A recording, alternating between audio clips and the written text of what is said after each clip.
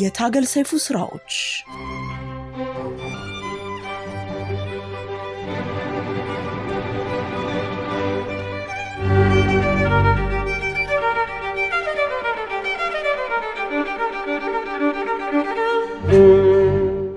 ዝንቡላውን ገፋፍተው አቶ ባሌ ላይ እንዲመሰክር ያደረጉት የመስሪያ ቤቱ ሰዎች አቶ ባሌ ሲፈቱ ምን ይውጣቸው ይሆን?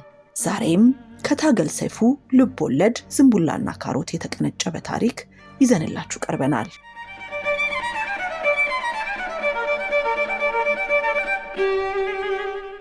በማግስቱ ማለዳ መስሪያ ቤቴ ስደርስ ያልጠበቅኩትን ነገር ተመለከትኩ።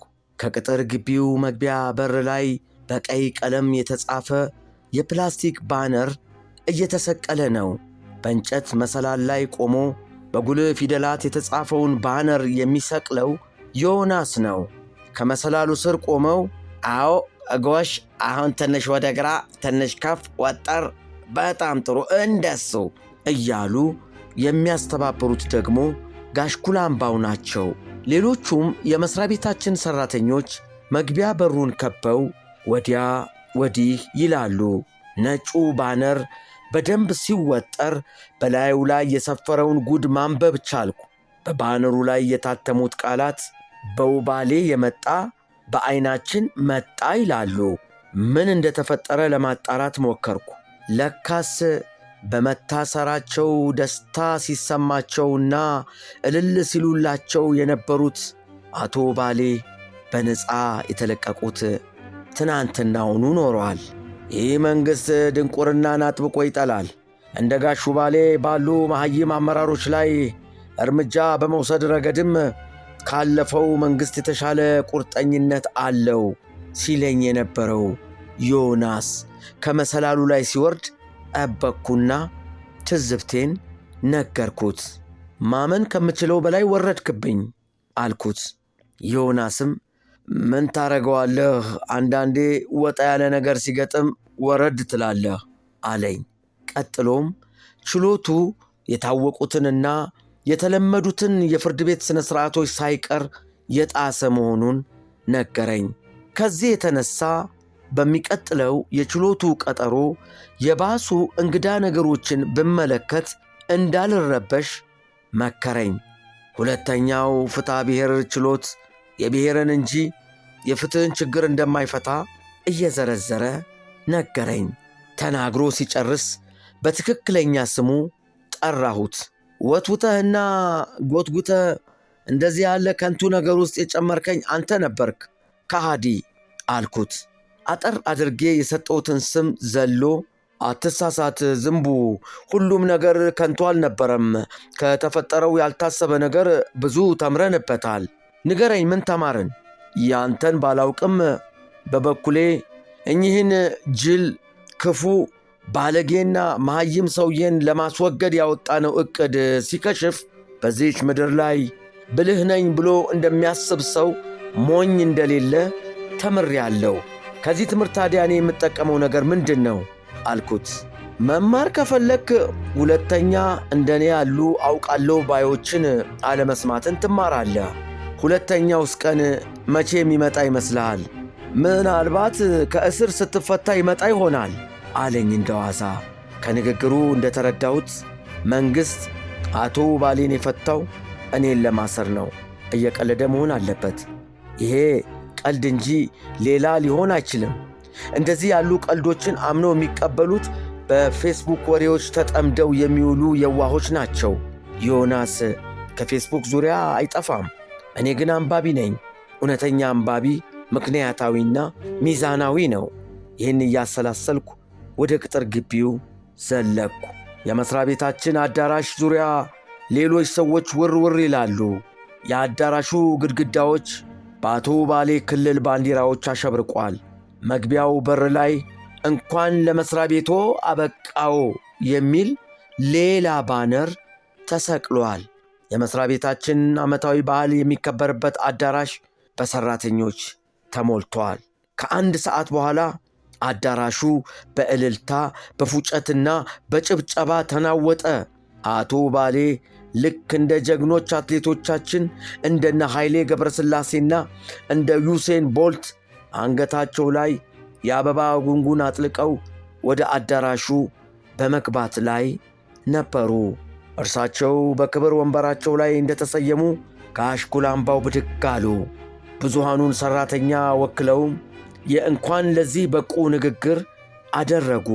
የንግግራቸው ዝርዝር በአንድ አረፍተ ነገር ሲጠቃለል ያለ እርሳቸው አመራር ይሄ መሥሪያ ቤት ካስማ የሌለው ድንኳን ነው። ከዚያም እርሳቸው ከሰማይ የተላኩ የመሥሪያ ቤታችን ሙሴ መሆናቸውን አብራሩ። በመጨረሻም ከሚያነቡት ወረቀት ላይ ቀና ብለው ዐይናቸውን በመሐረባቸው አበሱ። የመንሰቅሰቅ ድምፅ እያሰሙም እግዚአብሔር ጻድቃንን እንደሚፈትን ተናገሩ። እርሳቸው ከታሰሩበት ቀን ጀምሮ የቅኖች አምላክ ወዴት ነህ እያሉ ወደ ፈጣሪያቸው ሲያለቅሱ እንደከረሙ ካወሩ በኋላ ጸሎታቸው ተሰምቶ በመፈታታቸው የተሰማቸውን ከፍ ያለ ደስታ በመግለጽ ወደ መቀመጫቸው አመሩ። በየንግግራቸው ጣልቃ ያ ለዘመናት በአቶ ባሌ ሲማረር የኖረው ሠራተኛ አጨብጭቧል፣ እልል ብሏል፣ አፏጭቷል። አቶ ባሌ ባልተቋረጠው ጭብጨባ፣ እልልታና ፉጨት ታጅበው ወደ መድረክ ወጡ። ንግግራቸውን የጀመሩት በዚህ መሥሪያ ቤት ውስጥ በከፍተኛ ደረጃ የኔን ብሔር የሚጠሉ ኃይሎች አሉ በማለት ነው። ክሱ በእርሳቸው ሌብነትና መሐይምነት ላይ ሳይሆን በብሔራቸው ላይ የተቃጣ መሆኑን ካብራሩ በኋላም ሠራተኛው ከመቼውም ጊዜ ይበልጥ ውስጡን የሚንተከተከውን ነገር በንቃት እያነፈነፈ ጸጉረ ልውጥ አስተሳሰቦችን ማጋለጥ እንዳለበት ተናገሩ።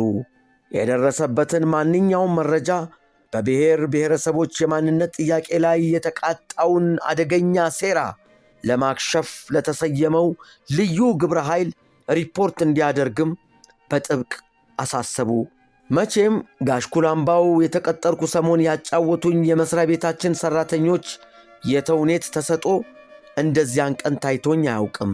በከፍተኛ ጥላቻ ተሞልተው እስራትና ሞታቸውን ሲመኙላቸው የከረሙት ሠራተኞች ሳይቀሩ የእንኳን አተረፎ መልእክታቸውን አቶ ባሌ ፊት ቆመው ለማሰማት ይሻሙ ይሽቀዳደሙ ጀመር። በሕፃናት ልጆች ላይ የፈጸሙትን አሰቃቂ ነውር ያወራልን ሾፌራቸው ደሳለኝ ጭምር ዘመናዊ ሽሬ ብርሃን አድርጎ አሞገሳቸው። እርሶ ማለት እንኳን ለእኛ የነገው ትውልድ ጭምር ቀን ያወጡልናል ብሎ በጉጉት የሚጠብቆ ዘመናዊ ሽሬ ተስፋችን ነዎት አላቸው። ኀፍረተ ቢሱ ደሳለኝ ሌላም ደስ ማይል ነገር ተናገረ። ትናንት የእርሶንና የብሔሮን ጠላቶች ስም አቆላምጠው ሲጠሩ የምናውቃቸው ሰዎች ዛሬ ከኛ ወዲያ የውባሌ ተቆርቋሪ ላሳር እያሉን ነው፣ የሆነ እርምጃ ይወሰድባቸው እንጂ ከማለቱ ዮናስ ተቆጥቶ ብድግ አለ። ካለኔ ማንንም አቆላምጦ የማያውቀው ዮናስ ከልማዱም ከቁጣውም በሚቃረን ሁናቴ የደሳለኝን ስም አቆላምጦ እየጠራ ይቃወመው ጀመር። ስማ ደሱ፣ የምታወራው ስለ እኔ ከሆነ ቢቀርብ ይሻላል። ስምን አቆላምጦ የሚጠራ ሰው ሁሉ የወደደ ከመሰለ ተሳስተሃል። ሰዎች ይህን ከመሰለ የተሳሳተ መደምደሚያ ላይ የሚደርሱት ሁሉም ቁልምጫዎች ከፍቅር ይመነጫሉ ብሎ ከማሰብ ነው። ለምሳሌ እኔ የምወደውን ሰው ማቆላመጥ አልፈልግም እንበልና ገብረስላሴ የሚባል ሰውን ከወደድኩ ስሙ አፌ ውስጥ ዘለግ ብሎ መቆየቱን እወደዋለሁ። ስለዚህ እያንዳንዱን የስሙን ፊደል እያጣጣምኩ ገብረስላሴ እያልኩ እጠራዋለሁ። የጠላሁት ቀን ግን ስሙ በአፌ ውስጥ ረጅም ሰዓት እንዳይቆይ ስል ገብርዬ እለዋለሁ። ገባ ደሱ? ዮናስ ከተናገረው ይልቅ ይህን ሲናገር ብርተ ሰላም በዚያ አዳራሽ መኖሯ ትልቅ እፍረት ሆነብኝ። አይዞ ከጎንነ እያሉ ገፋፍተው እዚህ ሁሉ ጣጣ ውስጥ ከጨመሩኝ ከሃዲዎች የበለጠ ሕመም የሆነችብኝ የኔዋ ብርተ ሰላም ሆና ተገኘች። መክሯን ችላ ማለቴን፣ ተማጥኖዋን አለመስማቴን ሳስብ ጸጸት ወደቀብኝ። ከእንግዲህ ምን ለማድረግ እችላለሁ? እግዚአብሔር በእሷ በኩል ተገልጦ የላከልኝን ምክርና ተግሳጽ አልሰማ ብዬ እንደዚህ ካለ ከባድ ክህደትና ውርደት ላይ ወደቅኩ። በመጨረሻም ይኸው ዓይኗን የማይበት ድፍረት አጣው። አሁን ዮናስ የነገረኝን አስታወስኩ። ያ ቀጣፊ እውነቱን ነው። የከተማ ሰው ልቡ አይገኝም። ስቆ ያወራላችሁን አልቅሳችሁ ካልሰማችሁት በቀር አይገባችሁም።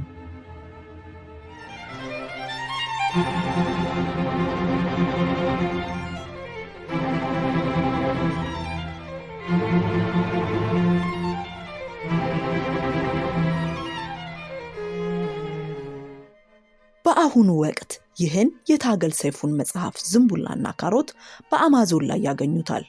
በሚቀጥለው ፕሮግራማችን ከዝንቡላና ካሮት ሌላ ክፍል ቀንጭበን እናቀርብላችኋለን።